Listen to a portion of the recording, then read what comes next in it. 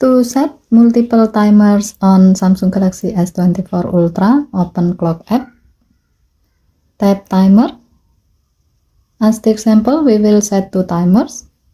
Set the time for the first timer and then tap Start. To help you know what timer is it for, rename the timer by tapping More icon or 3 vertical dot icon. Select Rename Timer. Type the name and then tap Save.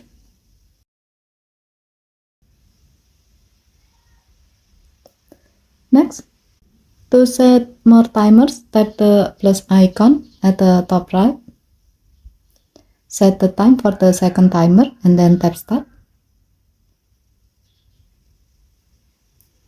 Rename this timer like you did with the first one.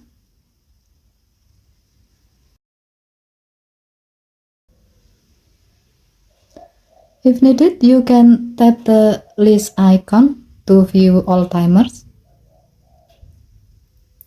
Given to the function, setting multiple timers can help you to easily track different tasks and do efficient multitasking without having to worry to forget something.